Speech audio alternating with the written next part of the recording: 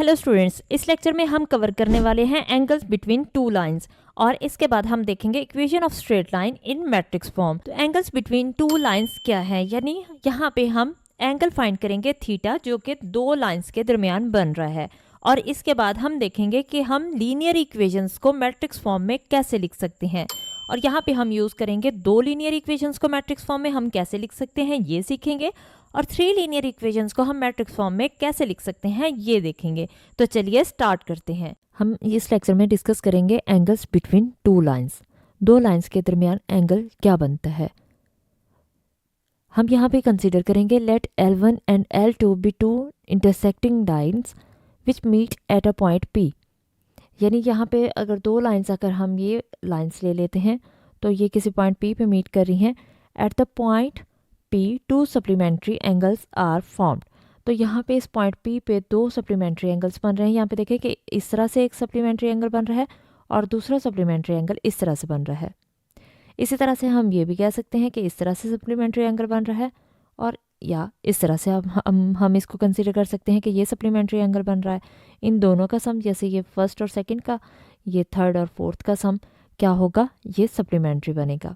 यानी ये पूरा हाफ सर्कल बन जाता है। तो हाफ सर्कल क्या होता है, वो 180 के इक्वल होता है, और 180 के इक्वल एंगल को हम क्या कहते हैं, सप्लीमेंट्री एंगल्स कहते हैं।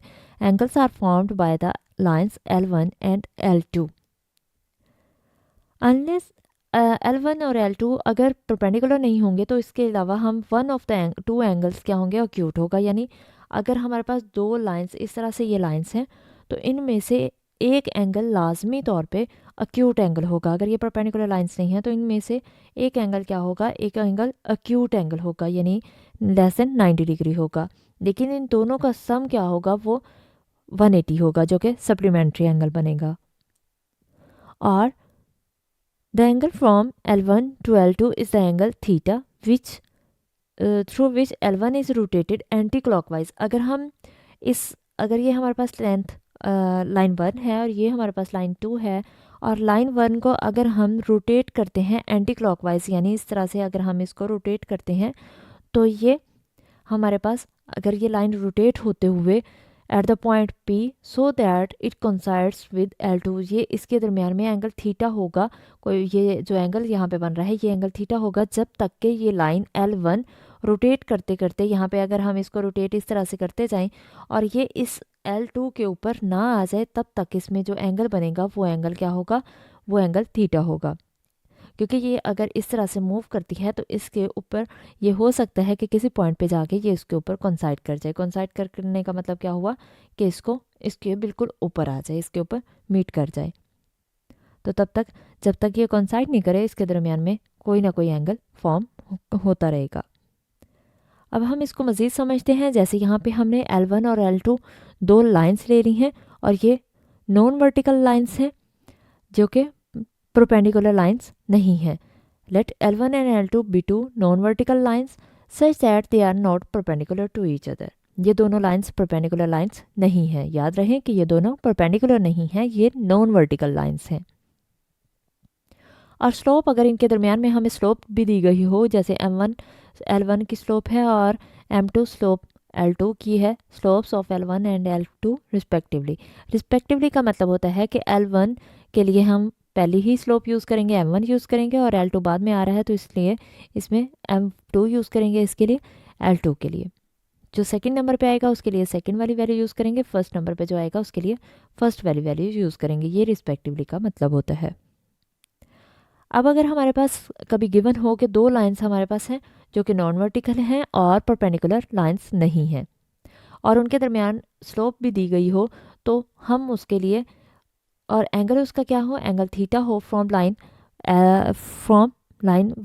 L1 टू L2, तो फिर हम इसके लिए कंडीशन क्या यूज़ करते हैं, tan थीटा हम यूज़ करते हैं। tan theta is equal to M2 minus M1 over, यानी ये एंगल्स फाइंड करना हो अगर हमें, तो tan theta is equal to M2 minus M1 over 1 minus M1 M2।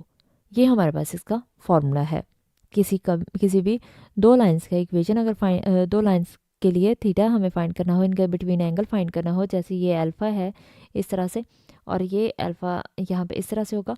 तो ये हमें थीटा एंगल फाइंड करना हो तो इनकी स्लोप्स हमें दी गई हैं, जैसे इसकी स्लोप m1 है और सेकंड की स्लोप m2 है।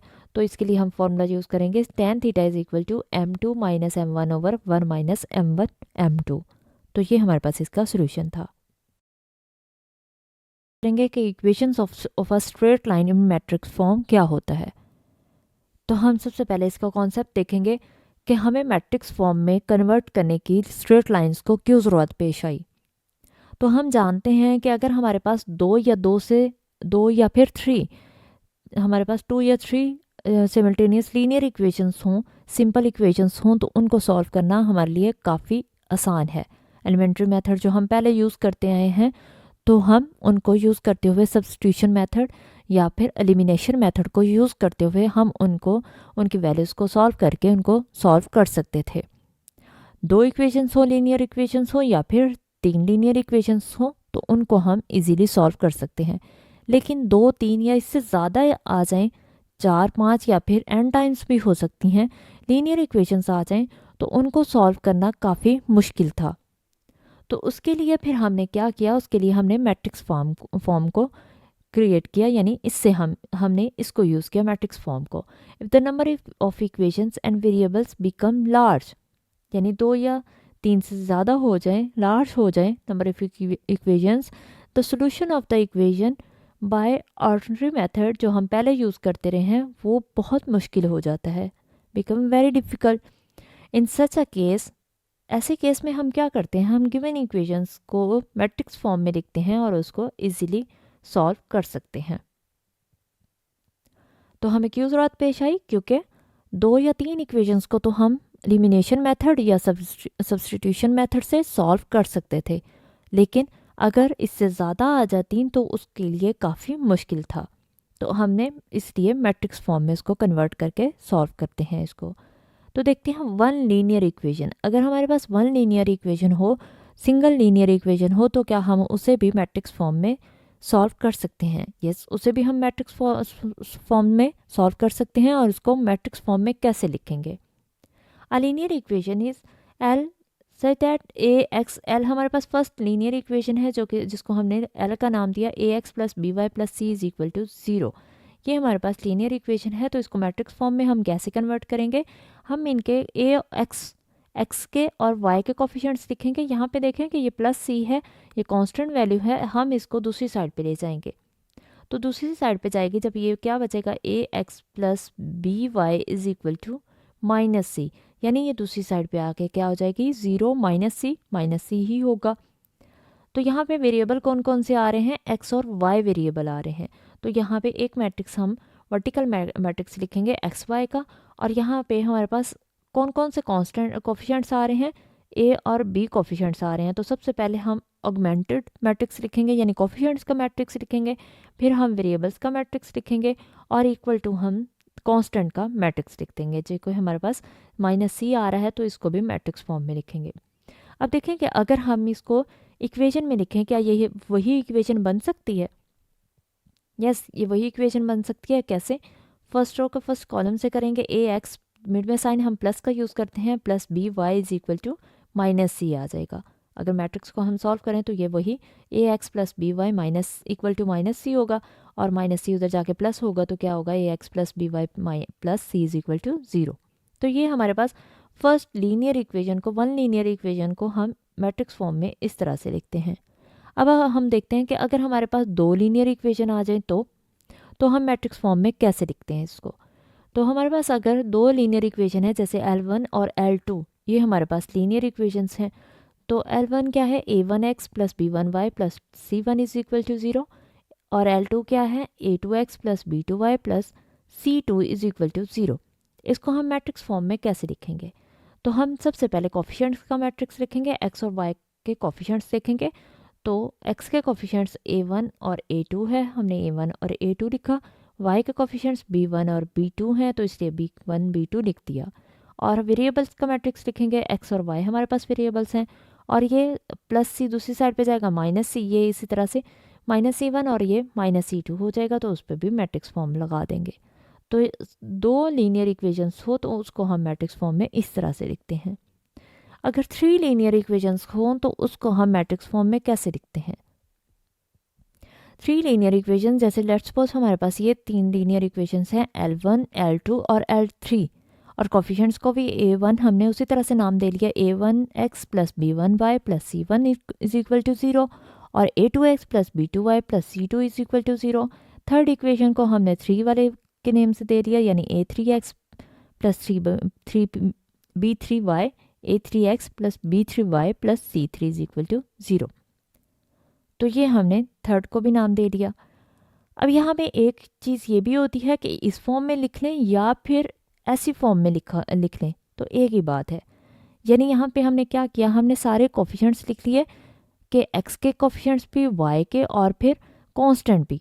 तो यहाँ पे देखें कि ये हमारे पास सारे x के कोफिशिएंट्स हैं, ये y के कोफिशिएंट्स हैं, और ये c वाले हमारे पास क्या हैं, कांस्टेंट्स हैं।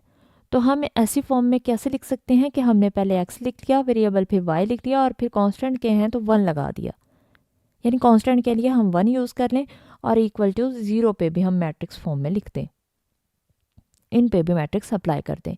तो अगर हम इनको सॉल्व करें मैट्रिक्स को, तो ये वही लीनियर इक्वेशंस बन जाती हैं। इसका मतलब अगर 3 लीनियर इक्वेशंस आती हैं तो उसको हम मैट्रिक्स फॉर्म में इस तरह से लिख सकते हैं। तो ये हमारे पास इक्वेशंस थी जो कि स्ट्रेट लाइन इक्वेशंस थी, और इनको हम मैट्रिक्स फॉर्म में इस तरह से लिख सकते हैं।